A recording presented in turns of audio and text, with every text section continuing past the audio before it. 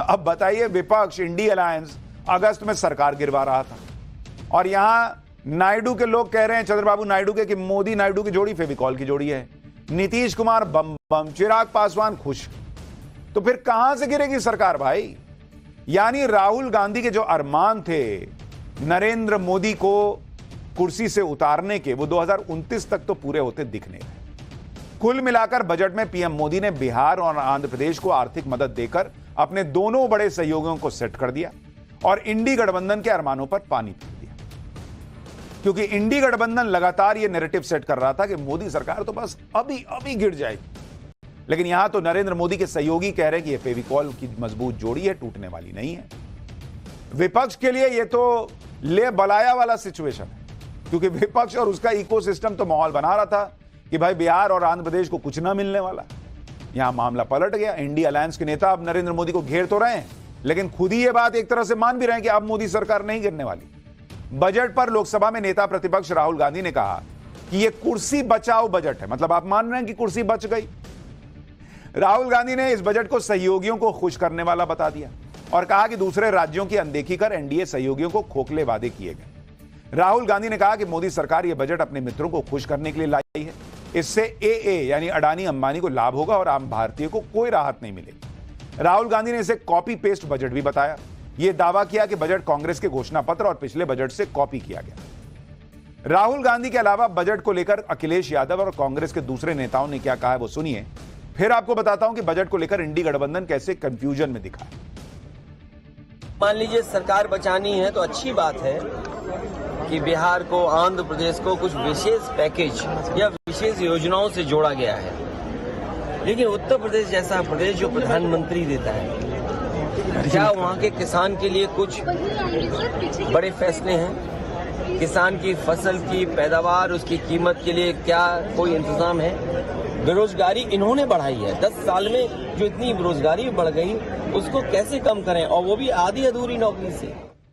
पूरा बजट मानो दो प्रदेशों को और दो विशेष राजनीतिक दल को तवज्जो दे रहा था, क्योंकि सरकार को कहीं ना कहीं अपनी कुर्सी बचानी है। तो सिर्फ कुर्सी बचाने के लिए ये पूरा बजट का सत्र बुलाया गया है। यहाँ पे मध्यम वर्ग, किसानों और बेरोजगार को ना कुछ मिला है। हाँ, वे उद्योगपति जो सरकार को, भाजपा को चंदा देते हैं, उनको नए नए तरीके मिले हैं कि कैसे वो अपना मुनाफा बढ़ा सके। तो पूरी तरीके से ये बजट व्यर्थ, कुर्सी बचाओ और उद्योगपति को और धनी करो का बजट ये हमें देखने को मिला। यानी इंडी अलायंस कम से कम ये तो मान रहा है कि बिहार और आंध्र प्रदेश को भर भर के मिला, सरकार को खतरा नहीं है। इन्हीं के लॉजिक से अब ये खुद मान रहे हैं, लेकिन ये जो कह रहे हैं उसमें भी झोल है। बजट को लेकर इंडी गठबंधन ये आरोप भी लगा रहा है कि सिर्फ बिहार और आंध्र प्रदेश को ही आर्थिक मदद दी गई और विपक्ष के राज्यों को कुछ नहीं मिला। थोड़ी देर में इस आरोप का भी सच आपको बताऊंगा, लेकिन पहले यह देखिए कि बजट का विरोध करते हुए इंडी गठबंधन कैसे कन्फ्यूजियाया हुआ नजर आया।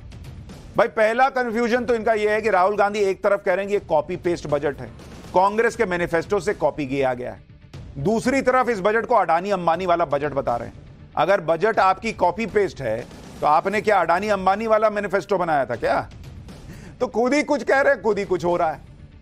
कह रहे हैं इस बजट में कुछ नहीं है, तो कुछ नहीं है तो फिर आपके मैनिफेस्टो से कॉपी क्या किया? और अगर मैनिफेस्टो से कॉपी किया है तो कुछ तो है बजट में। दोनों बातें एक साथ तो हो नहीं सकती, क्योंकि अगर ये कॉपी पेस्ट बजट है तो फिर अंबानी अडानी वाला बजट कैसे होगा? दूसरा कंफ्यूजन, एक तरफ इंडी गठबंधन कह रहा है कि नरेंद्र मोदी ने आधी अधूरी रेवड़ी बांटी ताकि एनडीए की सरकार बची रहे। अगर आधी अधूरी मदद ही दी गई तो कैसे चंद्रबाबू नायडू और नीतीश कुमार बजट की तारीफ कर रहे हैं? क्यों वो थैंक यू मोदी जी कह रहे हैं और आप एक तरफ कह रहे हो कि आधी अधूरी दी, दूसरी तरफ कह रहे हो कि सब तो इन दोनों को ही दे दिया। तीसरा कंफ्यूजन, कल तक इंडी गठबंधन डंके की चोट पर कह रहा था कि नरेंद्र मोदी की सरकार गिर जाएगी, आज कह रहा है कि नरेंद्र मोदी ने तो अपनी सरकार ही बचा ली। 2 दिन पहले कुछ कहते हैं, 2 दिन बाद कुछ। चौथा कंफ्यूजन, बिहार को मिली आर्थिक मदद पर अब इंडी गठबंधन कह रहा है कि मदद का ऐलान तो हो गया, लेकिन मदद पहुंचने में कितना इंतजार करना होगा यह पता नहीं। जब मदद नहीं मिली थी तो कह रहे थे कि मोदी सरकार तो बिहार को कुछ देने वाली नहीं है, कोई मदद नहीं मिलने वाली। अब ऐलान कर दिया तो कह रहे हैं कि मदद पहुंचने ही वाली नहीं है। पांचवां कंफ्यूजन, इसी तरह आंध्र प्रदेश के लिए इंडी गठबंधन के कुछ नेता कह रहे हैं कि बजट में तो बिहार और आंध्र प्रदेश का को ही सब कुछ बांट दिया, दूसरी तरफ कांग्रेस के नेता जयराम रमेश कह रहे हैं कि चंद्रबाबू नायडू के भरोसे मोदी सरकार चल रही है, फिर भी वो सिर्फ अमरावती के लिए स्पेशल फाइनेंशियल सपोर्ट ही ले पाए, उनको ज्यादा कुछ मिला नहीं। तो एक बार मन तो बना लो बॉस कि सब बिहार आंध्र प्रदेश को दे दिया या बिहार आंध्र प्रदेश को कुछ नहीं दिया। एक बार मन बनाओ। आधे बोल रहे हो दे दिया सब, आधे पिन मार रहे हो कि देखो तुमको कुछ नहीं मिला। छठा कंफ्यूजन, इंडी गठबंधन से जुड़े समाजवादी पार्टी के सांसद अवधेश प्रसाद आरोप लगा रहे हैं कि बजट में अयोध्या की अनदेखी की गई, जबकि यही लोग अयोध्या की हार पर नरेंद्र मोदी को कहकर घेर रहे थे कि अयोध्या को चमकाने और राम मंदिर बनाने के बावजूद बीजेपी हार गई। तो पहले आप खुद मान रहे थे कि अयोध्या को चमका दिया, आप कह रहे हैं बजट में कुछ नहीं दिया। यानी इंडी गठबंधन क्या बोलता है, क्या नैरेटिव बनाता है, आपस में तय तो कर लो भाई।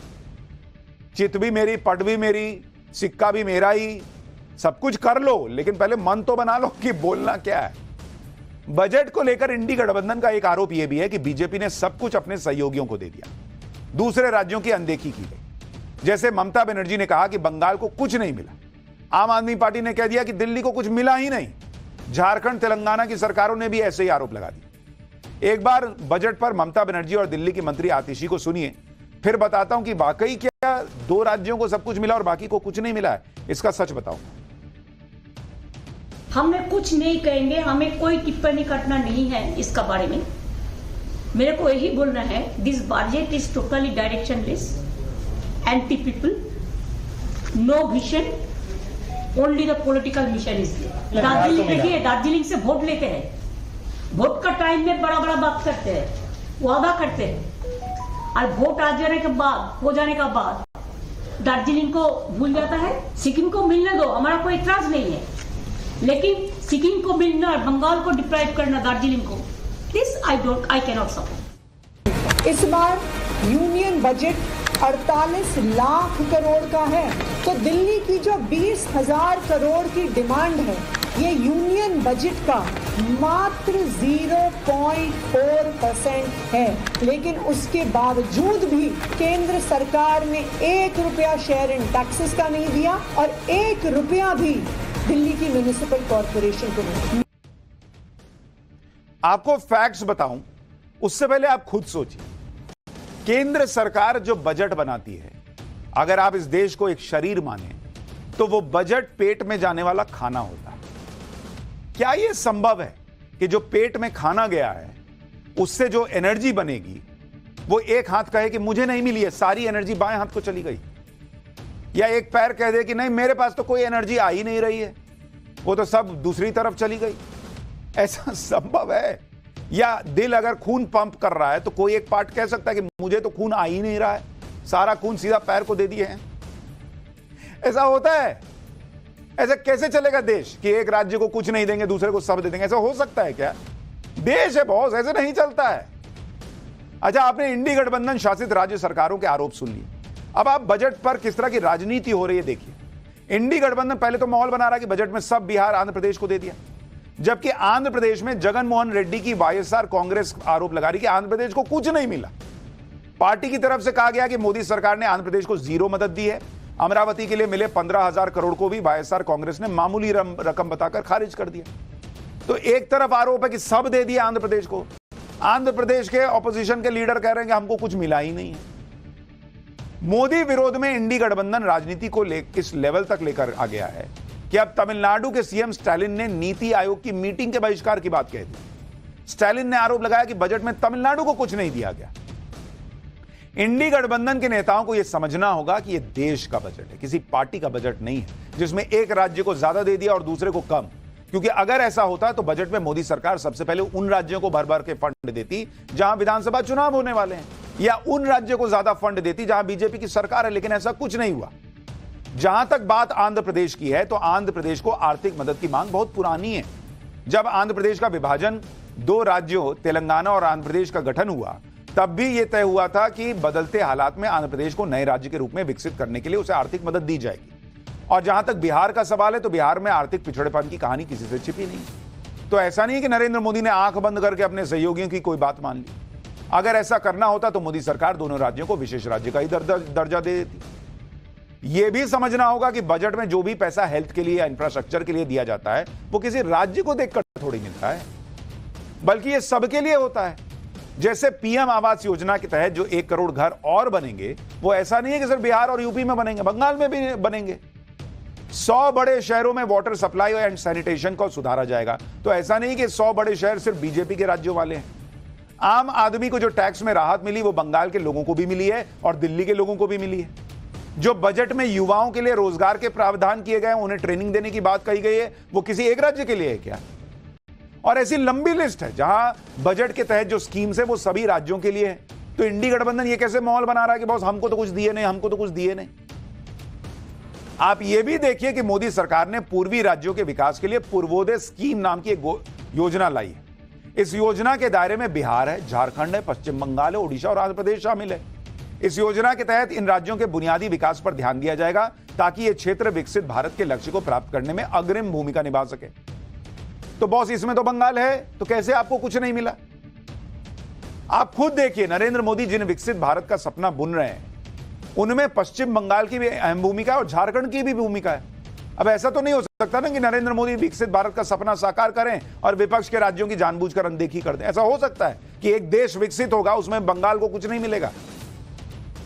अच्छा, इस बार के बजट को देखने के बाद इंडी गठबंधन कह रहा है कि उनके राज्यों को फूटी कौड़ी नहीं मिली, लेकिन ऐसा हो ही नहीं सकता कि सरकार किसी राज्य को कुछ ना दे।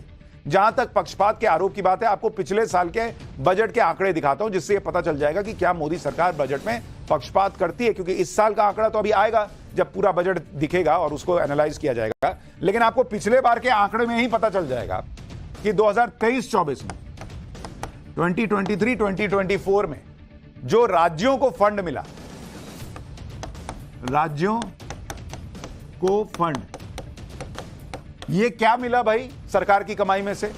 सबसे ज्यादा नंबर 1 पे कौन था भाई? यूपी था। ठीक है, सबसे बड़ा राज्य है, इतनी बड़ी आबादी है, तो उसको 1,83,000 करोड़ मिला। 83 के करोड़ इतना मिला यूपी को। नंबर 2 पे पिछले साल बिहार था, और जिस साल बिहार को यह मिला उस समय बिहार में बीजेपी की सरकार नहीं थी, तब नीतीश कुमार और आरजेडी मिलकर सरकार चला रहे थे। तो बिहार को 1,02,000 करोड़ मिला। ठीक है, तीसरे नंबर पे था मध्य प्रदेश, एमपी, यह भी बड़ा राज्य है, उसको 80,000 करोड़ मिला। ठीक है भाई। चौथे नंबर पर कौन था? बंगाल था चौथे नंबर पे पिछले बार, जिसको 76,000 करोड़ मिला। 80,000 करोड़ और यहां 76,000 करोड़ मिला। और 5वें नंबर पर महाराष्ट्र था, महाराष्ट्र, उसको मिला 64,000 करोड़ सीआर। और 6ठे नंबर पे राजस्थान था, जिस राजस्थान को पिछली बार दिया गया था 61,000 करोड़। अब इसमें पिछले बार राजस्थान में कांग्रेस की सरकार थी, बंगाल यहां ममता बनर्जी की सरकार थी, बिहार में महागठबंधन की सरकार चल रही। टॉप 6 में 3 राज्य जिनको सबसे ज्यादा पैसा पिछली बार मिला था, वो 3 ऑपोजिशन के राज्य थे। और उसमें भी यूपी को इसलिए पहला मिलता है क्योंकि यूपी बहुत बड़ा राज्य है।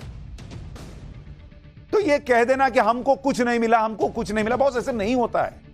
क्यों इस बार हर बार पे भ्रम फैलाना, झूठ फैलाना?